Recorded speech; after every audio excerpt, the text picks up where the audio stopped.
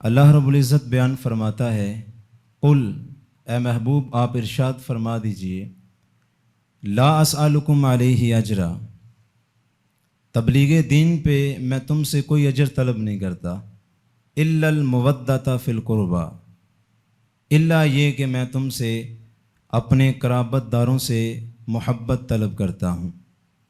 میرے حضور کی زندگی کا ایک مقصد تھا کہ لوگ جو مختلف مذاہب کے اندر پھسل گئے ہیں، گمراہیوں کے اندر مبتلا ہیں، طرح طرح کے من چاہے انہوں نے اپنے معبود بنا لیے، ان کے سامنے اپنے گھٹنے ٹیک دیے۔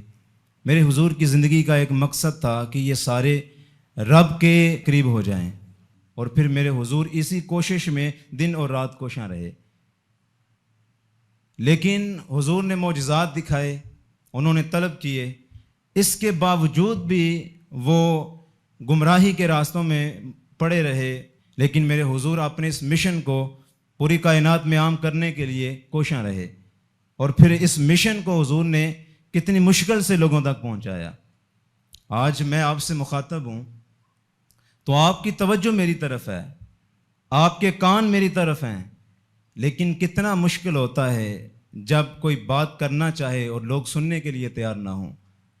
حضرت نوح علیہ السلام کی زندگی پڑھیے، آپ پیغام توحید لوگوں کو دیتے ہیں، لوگ اپنے کانوں میں انگلیاں ٹھونس لیتے ہیں، اے نوح تیری بات نہیں سنیں گے۔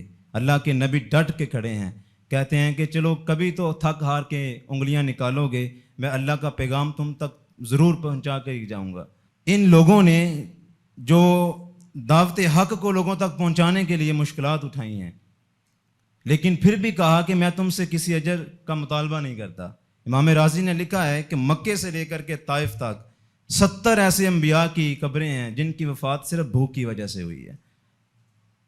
کیا کیا اذیتیں نہیں سہیں، کیا کیا دکھ نہیں برداشت کیے، کن کن راستوں سے گزر کر کے نہیں آگے گئے، لیکن پھر بھی کہا لا اسألکم علیہ اجرا، میں اجر طلب نہیں کرتا۔ کہا کہ تم سننا نہیں چاہتے تھے، میں نے سنایا، میں تمہارے دروازوں پہ جاتا تم دروازے بند کر لیتے، میں کبھی ذی المجاز کی منڈی میں جاتا، کبھی عکاظ کے میلے میں جاتا، لیکن تم سننا نہیں چاہتے تھے، میں نے پھر بھی سنایا، کبھی صحن حرم کے اندر اور کبھی طائف کے بازاروں میں۔ ام المؤمنین حضرت عائشہ صدیقہ رضی اللہ تعالیٰ عنہ ایک دن حضور سے عرض کرنے لگی، حضور کیا احد کے دن سے بھی زیادہ سخت دن آپ کی زندگی میں آیا ہے؟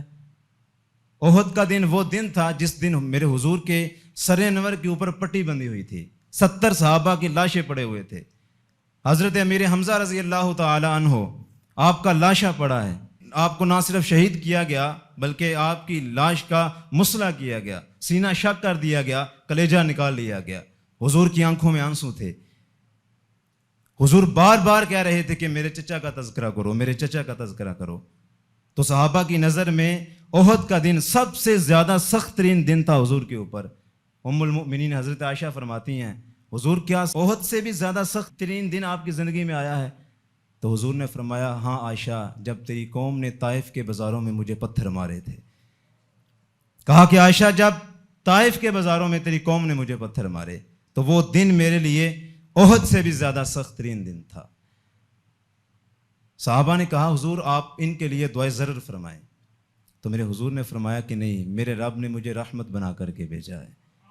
ہاتھ اٹھے تو صحابہ نے کہا کہ ابھی ان کی بستیاں الٹ کے رکھ دی جائیں گی، ان کا نام و نشان ختم کر کے رکھ دیا جائے گا، لیکن جب ہاتھ اٹھے تو حضور نے فرمایا اللہم اہدی قومی فانہم لا یعلمون، میرے مالک میری قوم کو ہدایت دے، یہ نہیں جانتے کہ میں ان کا کتنا خیر خواہ ہوں۔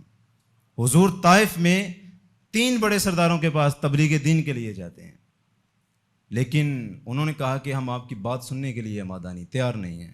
انہوں نے پھر جب حضور واپس پلٹے تو قوم کے سرداروں نے اوباشوں کے ہاتھوں پتھر دے کر کے راستے میں کھڑا کر دیا اور کہا کہ جب یہ شخص یہاں سے گزرے تو اسے پتھروں کے ساتھ سنگریزی کرنی ہے۔ حضور قدم اٹھاتے ہیں، وہ قدموں پہ سنگریزی کرتے ہیں۔ شدت درد کی وجہ سے میرے حضور نیچے تشریف رکھتے ہیں تو وہ اوباش کندھوں سے پکڑ کر کے حضور کو اٹھاتے ہیں اور خوب جو ہے وہ حضور کو پتھر مارتے ہیں، حتیٰ کہ نلین مبارک حضور کے خون سے بھر گئے۔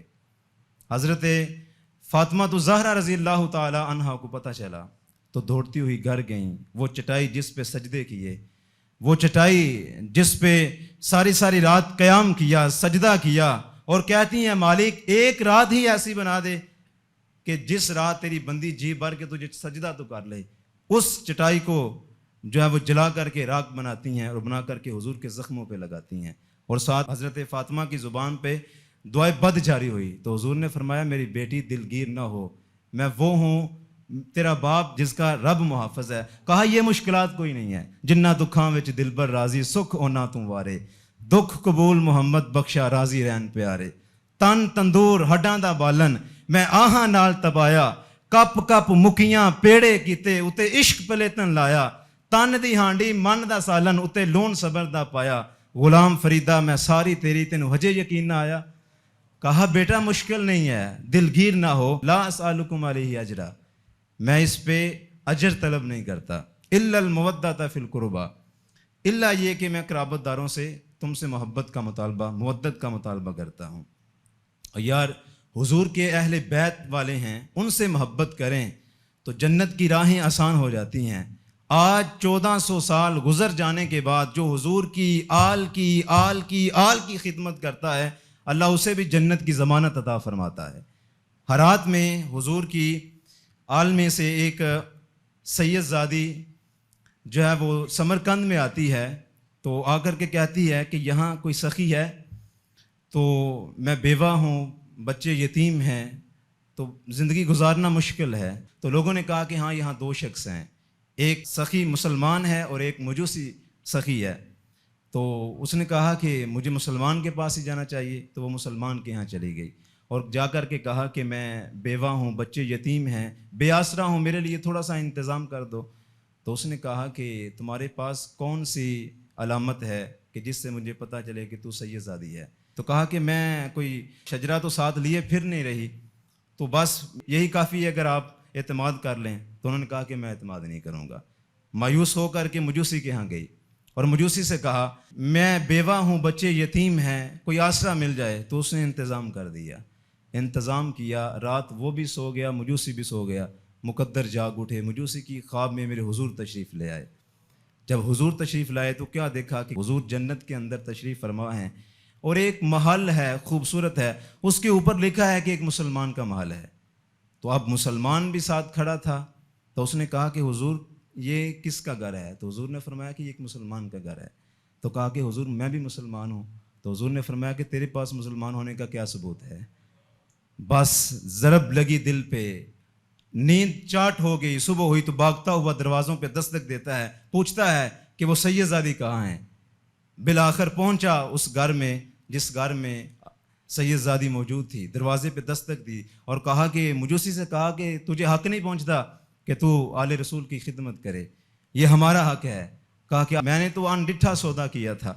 کہا کہ جس رات تم در رسول سے ددکار گئے تھے اسی رات مجھے وعدہ دیا گیا تھا کہ تجھے اور تیری نسلوں کو بھی ہم جنت کی ضمانت عطا کرتے ہیں کہ تو نے ہماری بیٹی کی خدمت کی ہے. تو اپنا تعلق اہل بیت سے مضبوط رکھیں، یہ دونوں جہان کے اندر کامیابی کا، کامرانی کا ذریعہ ہے.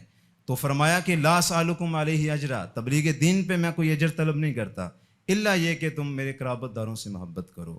آج کے لیے پیغام یہی ہے کہ ہم زندگی امام حسین جس مقصد کے لیے گئے، کربل کے میدان کے اندر سب کچھ قربان کیا، آج اسی مشن کو میں اور آپ لے کے آگے بڑھیں. اللہ جو کہا سنا مجھے اور آپ کو توفیق عمل عطا فرمائے. وآخر دعوانا ان الحمد للہ رب العالمین.